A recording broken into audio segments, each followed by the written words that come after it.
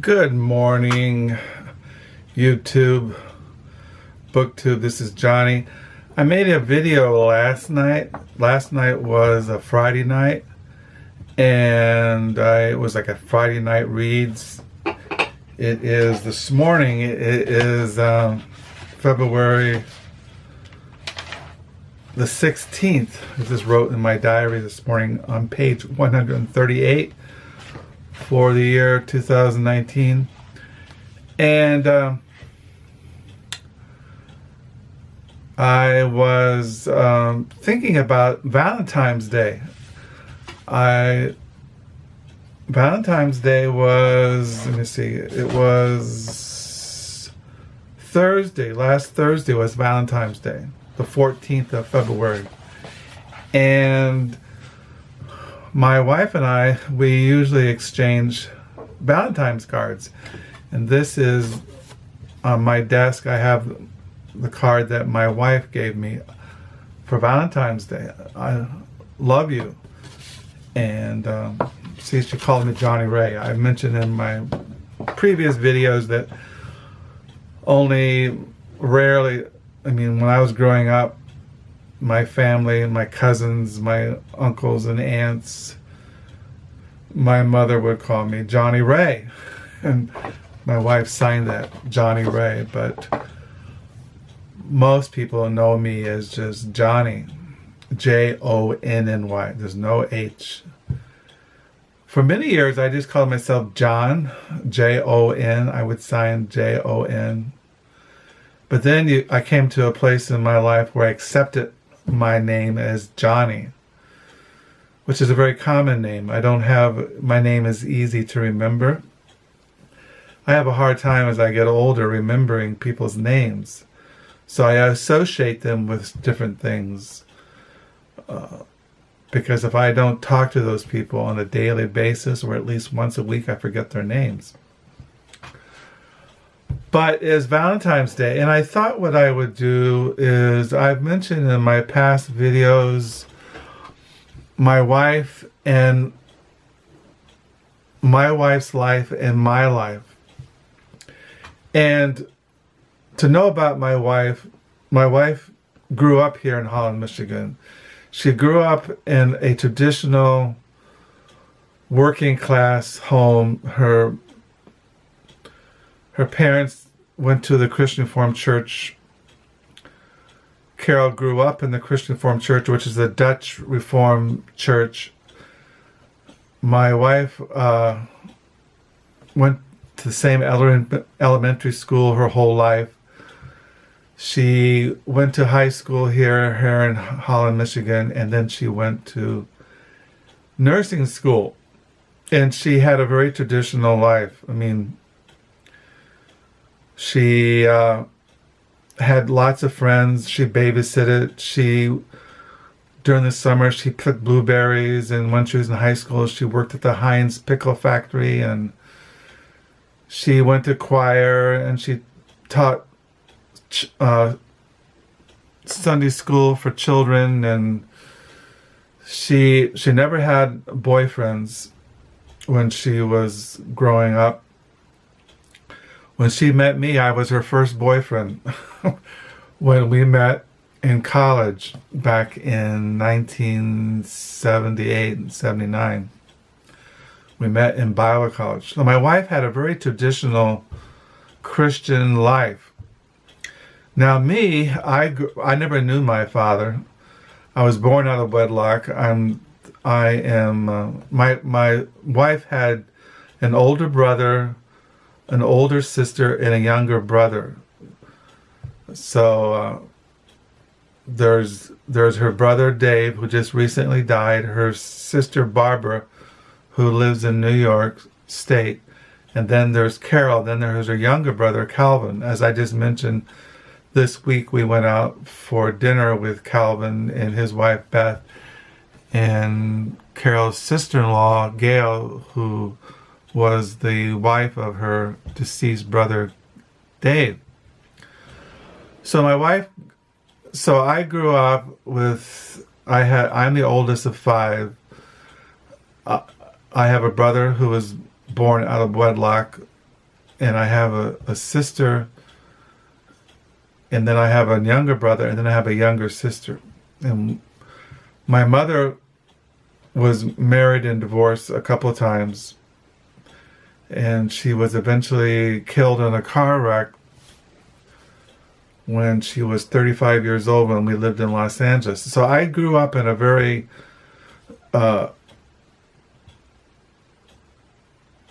dysfunctional way. My mother was a cocktail waitress and barmaid when she was not married.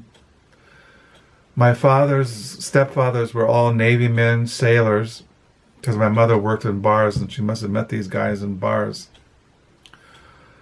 And so my mother was killed when I was 16 years old, and we were living in a small duplex in Los Angeles, and I went to live with my aunt in the San Francisco Bay Area. She lived in San Pablo, California, which is next to Richmond, El Cerrito.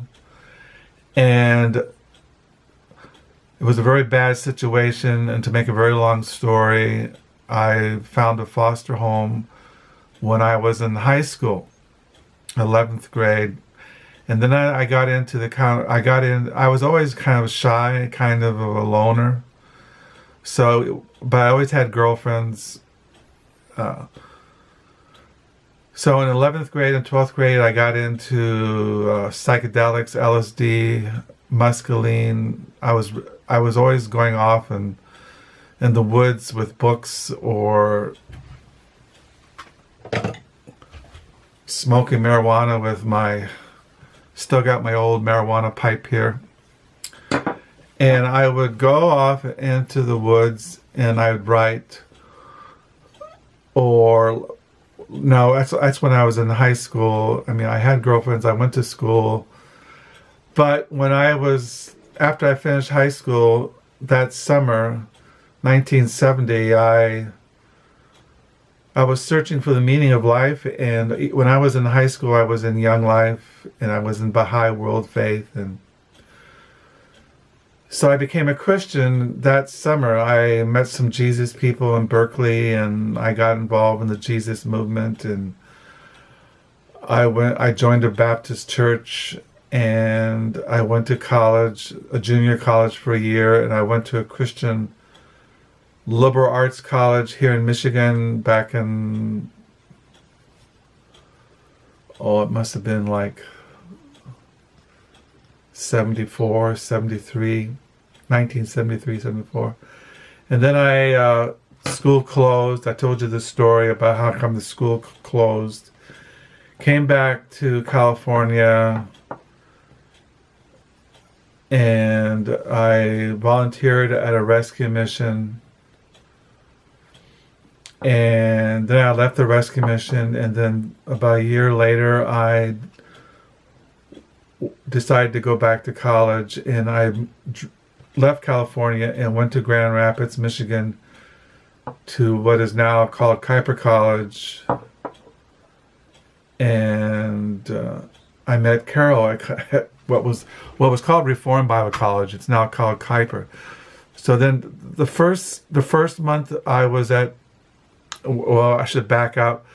When I came to Grand Rapids, I had contacted the Mel Trotter Mission in Grand Rapids and gotten a job as a night supervisor at the Mel Trotter Mission. I had a room on the 4th floor, and my job was to sign in men at night and give devotions in the morning at 6. And if a church didn't show up at night, to lead the evening service.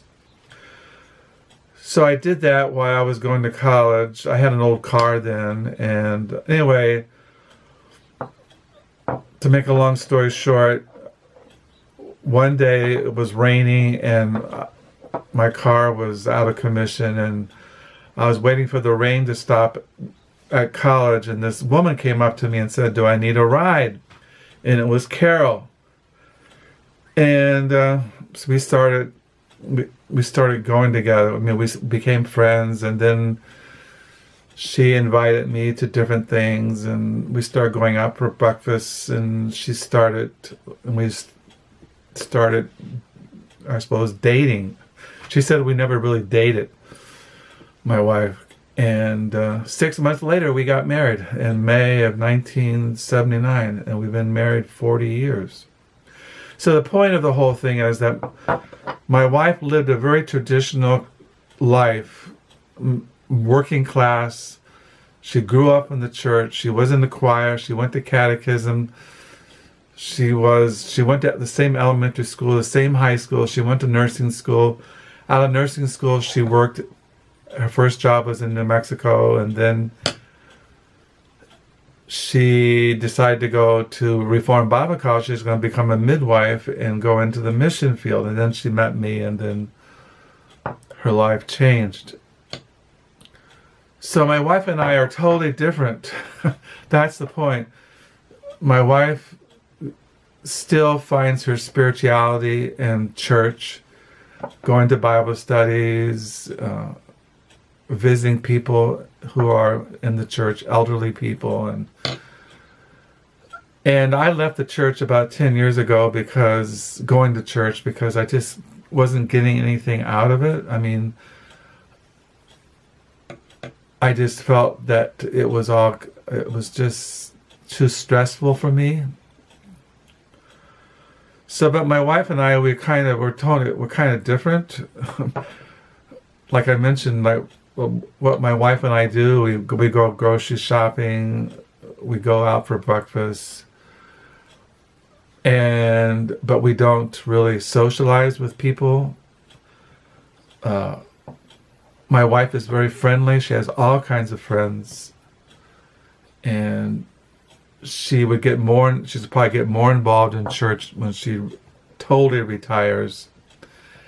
And I just like staying home, reading books and writing in my diary and listening to music and watching the birds. And of course, now our grandchildren down the street, and I would like to visit our other grandchildren in Seattle and Denver. But as I've mentioned, I'm definitely afraid of flying in airplanes. I don't like going anywhere. I like being at home because as I mentioned, I had a very growing up, I never really had a home. I never had a family. I never had stability. I went through divorces, and when I was little, we were always moving around. I mean, living in Maryland, living in Washington D.C., Virginia, California, Oregon, and then when I moved to Michigan, and then we went to seminary in Jackson, Mississippi, and then we lived for 5 years in Houston, Texas, where I did my internship as a ministerial student. And then we moved back here to Michigan about 28 years ago to raise our kids and to just put down our roots. And so life goes by. So that's Valentine's Day. And so my wife has been a Christian her whole life. She made a profession of faith when she was 10 years old. So my wife has never really been anything except a Christian. And she lives the Christian life. She reads the Bible, and she helps the poor, and she visits the widow, and she prays for the sick, and she was a wonderful mother, wonderful grandmother, a wonderful wife. I mean, she's just totally giving, self-sacrificial, and it's probably the best thing in my life is when I asked her to marry me 40 years ago. I'm always amazed that I always ask her, why did you marry me? Because I'm totally opposite of how she is and how she grew up. And she always just says, well, I wanted somebody different from what I grew up with. I suppose I'm different. So that's a Valentine's Day. That's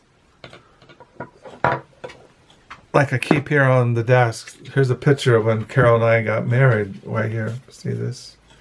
This is on our wedding day. We got married, Carol and I, in her parents' living room. One of our professors from Bible college married us. Dr. Cruzy married us. So that's when we got married 40 years ago. We'll be 40 years in May of this year. So I keep these on my desk. That's taken when our son Josiah and Hannah got married about 7 years ago. So that's my Valentine's story. It's not saying that our marriage has been a cherry pie. Marriage is something that you work at. It takes a lot of work, self-denial, and patience, and listening, and